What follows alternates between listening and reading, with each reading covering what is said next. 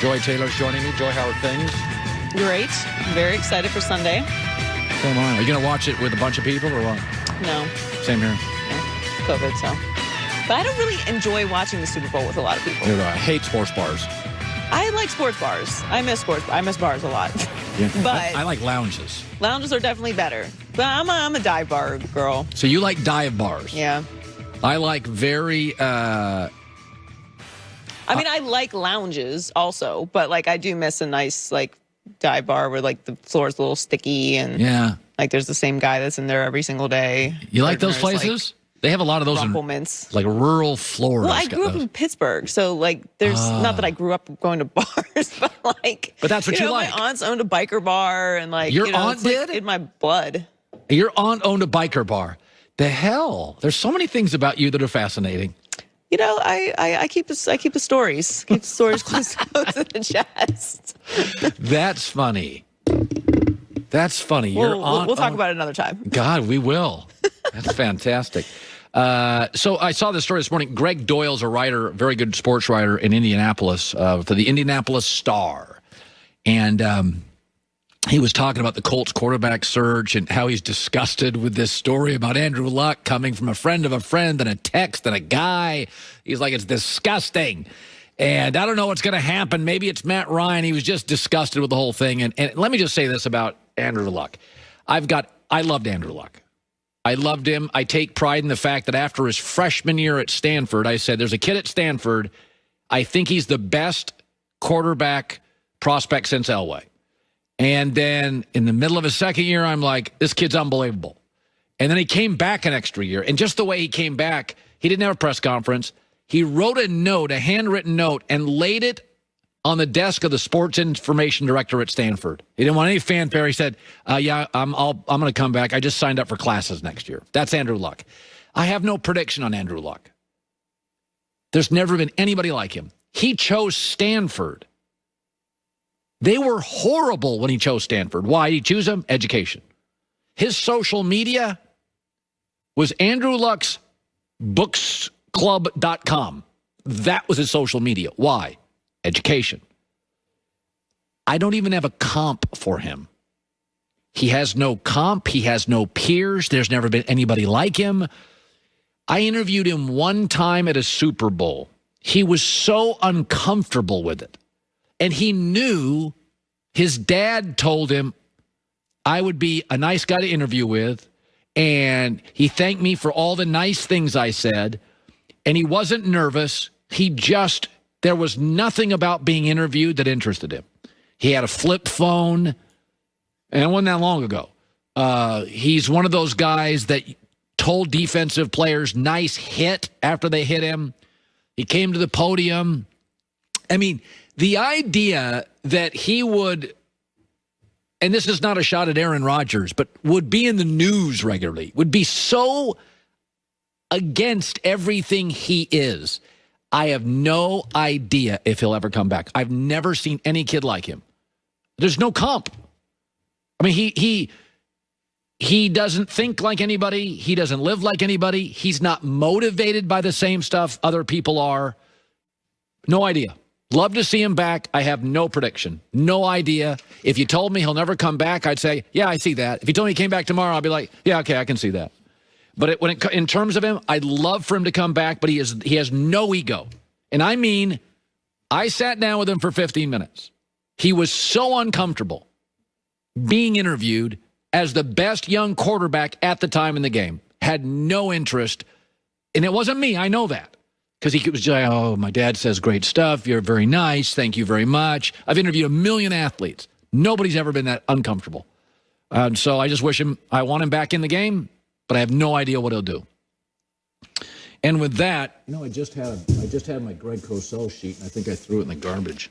Let's bring Greg Cosell on real quick here. NFL Films 40 years. Greg Cosell joining us live. Where did I put my Greg? Guys, you have to reprint my Greg Cosell questions. I don't even have them. How about that, Greg? I'm such a lack of professional. But I know, and I want to start with this. I hear a lot about Mahomes. I hear a lot about, the talent. Okay. Sean Payton said a couple of days ago, that's the best college recruit I've ever seen. He goes, we went down, we flew a private jet to watch him work out, and we literally walked out and said, we got to get out of town and not let anybody see that we were here. This kid's unbelievable. So the first time you started breaking down film, is some of that, does Andy Reid get any credit? Does Tyreek Hill get credit? Or is he just somebody, when you looked at film before he was a star and you thought, oh, Lord, this is transcendent? Well, I think that the talent jumped off the film. There's no question about that. I think the concern, and I remember having this conversation, Colin, with a lot of coaches at the Combine the year he came out. No one questioned the talent. The concern was in college, he was such a loose, undisciplined player. And that's the way he played. And obviously he made plays that way. But I remember coaches, and again, now it comes down to individual coaches and how they see their offense. But there were coaches who told me, I'm just not sure after I work 16, 18 hours a day and get to Sunday that he's going to run the offense. But no one questioned the talent. The talent jumped off the film. Yeah. Now, he's also has some really nice components to it. Yes. We looked at film there of Tyreek Hill. He blew the Buccaneers up first quarter last game. Is there a way, with all the film you have looked at on the Chiefs over the last couple of years, is there a way to defend Tyreek Hill that has some sustained success? Well, we've seen teams, for instance, Bill Belichick have had success a number of times where they doubled him. Again, you have to feel comfortable doing that because there's other players. Teams doubled him. I remember one, I can't remember if it was a playoff game or a regular season game where Hill had one catch for 42 yards. Actually, the catch came when he was doubled, but that's all he had in that game because Belichick committed to doubling him. If you go back to week 12 of this year when the Bucs and Chiefs played, there were third down snaps in which Todd Bowles doubled both Hill and Kelsey, because you can double two players. You can't double more than two, but you can double two. So it will be interesting to see if Todd Bowles takes that approach again situationally, because in that game, week 12, everybody talks about Todd Bowles and pressure, Colin, but he did not pressure very much at all in the week 12 game. And by the way, he may not feel like he needs to pressure in the Super Bowl because of the tackle situation for the Chiefs. You know, yesterday I was asked by one of the companies I work for, pick the score, pick the game, pick the MVP, and my MVP was Honey Badger.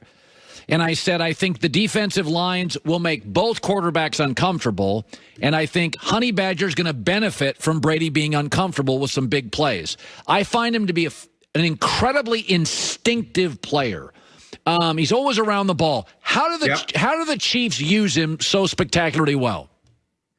Well, one of the things they do with them, and you will see this, they do it every week, is they're very good with disguise and late movement. And very often when they disguise their coverage and move late, they go to cover two, and Matthew is in a sense what we call the middle hole defender or the robber.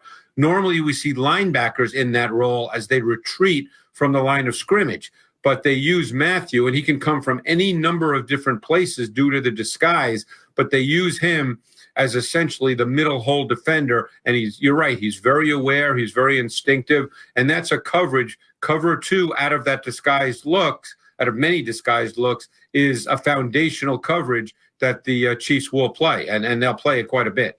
We all know Aaron Donald's great. Often Fletcher Cox's name is conjoined with his, these interior defensive linemen. But I watched Chris Jones the last 2 weeks, and I'm like, I'm not sure he's that far behind anybody. You tell me what the film says on Chris Jones. Yeah, Chris Jones is really, really good, and he's bigger. He's about 6'5", 320 pounds. And I think what you're going to see, and this is something Steve Spagnuolo is very good at, is based on his multiple front looks, he's going to create one-on-ones for Chris Jones against offensive guards. And that, to me, is a potential favorable matchup. It is a favorable matchup